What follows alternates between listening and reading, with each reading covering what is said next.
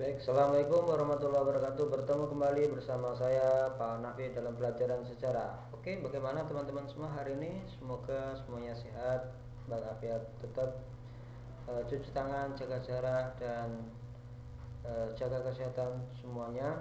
Pakai masker ya jika keluar rumah. Oke, hari ini teman-teman semua kita akan belajar tentang eh, konflik dan pergolakan yang berkaitan dengan ideologi.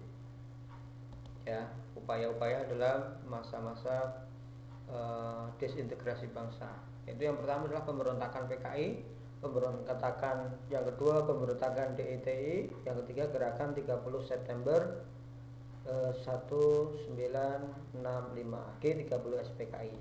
Yang pertama kita akan bahas yaitu tentang tapi sebelumnya Pak Nafi akan sampaikan tentang tujuan pembelajaran kali ini. Yang pertama adalah menjelaskan konflik-konflik atas dasar ideologi yang pernah terjadi di Indonesia antara tahun 1948 sampai 1965. Kemudian yang kedua menganalisis kebijakan yang dilakukan pemerintah dalam upaya menyelesaikan konflik atas dasar ideologi yang terjadi antara tahun 1948 sampai 1965.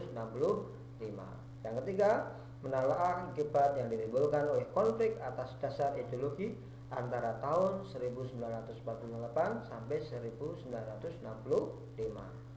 Baik teman-teman semua, itu adalah merupakan tujuan pembelajaran kita. Baik, tolong ini diamati. Pak Nafi sampaikan gambar, silahkan amati ya.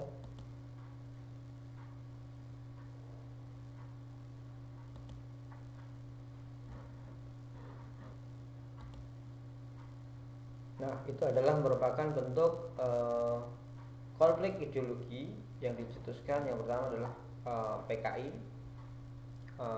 kemudian DITI, kemudian G30 SPKI. Nah, ini musuh Amir Syarifuddin adalah pentolan PKI ya pada waktu itu, dan ini adalah siapa? Kartosuwiryo ya. Kartosuwiryo yang menjadi tokoh pemberontakan DITI. Oke, lanjut. Pemberontakan PKI Madiun tahun 1948 ini terjadi setelah 3 tahun kemerdekaan Indonesia ya, tepatnya pada 18 September PKI membentuk yang namanya Front Nasional.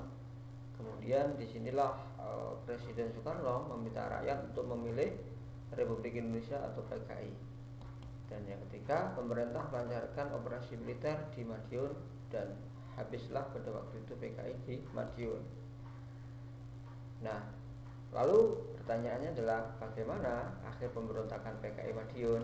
Nah, itu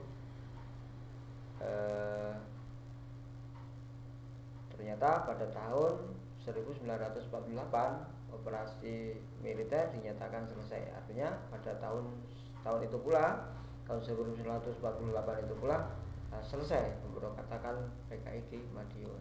Oke. Nah, dalam pemberontakan PKI Madiun ini tokoh utamanya adalah ini adalah Musso, yang kedua adalah Amir Syarifuddin. Sekali lagi, tokohnya adalah Musso dan Amir Syarifuddin. Oke, yang kedua pemberontakan DITI. Nih, DITI Kartosuwiryo. Apa latar belakang terjadinya pemberontakan DITI? Yang pertama adalah yaitu kecewanya terhadap perjanjian Grenville, di mana Belanda memberikan kekuasaan terbatas kepada bangsa Indonesia secara garis besarnya, sehingga negara Indonesia Serikat waktu itu nanti akan menjadi bagian daripada negara Belanda itu sendiri. Oke.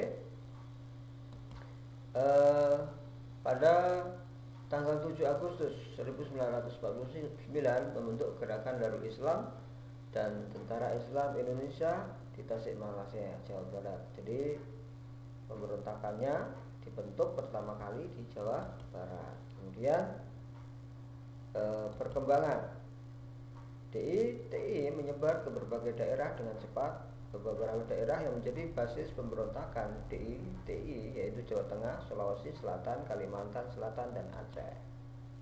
Kemudian penumpasan. Bagaimana cara mengatasi pemberontakan ini? Pemerintah menumpas pemberontakan DITI melakukan sejumlah operasi militer dan dengan cara damai. Ada dua cara yaitu operasi militer dan dengan cara damai. Terakhir adalah pemberontakan G30 SPKI yang melatar belakangi adalah karena persaingan ketat antara PKI dengan Angkatan Darat pada waktu itu ya dalam percaturan politik di Indonesia. Kemudian yang kedua, jalannya pemberontakan pada tanggal 30 September. Nah, ini pemberontakan terjadi G30 SPKI ya di bawah pimpinan siapa? Kolonel Untung. Menculik dan membunuh Kolonel Untung ya, di mana Kolonel Untung itu menculik dan membunuh para petinggi Angkatan Darat yang anti komunis.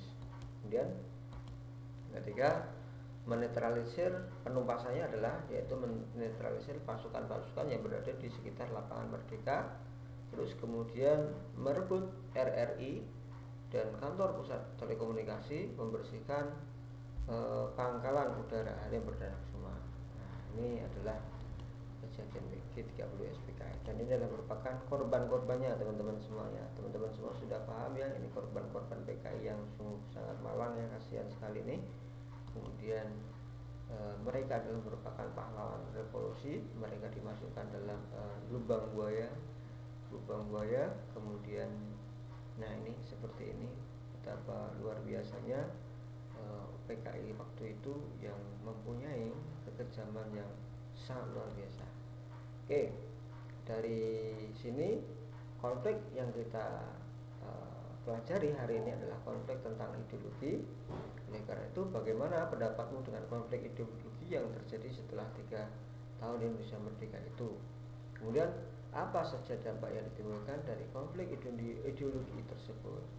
Apa saja dampak yang ditimbulkan dari konflik ideologi tersebut? Ya, oke, selamat dipikirkan, selamat direnungkan. Kita ketemu di kelas biasa, tidak online ya.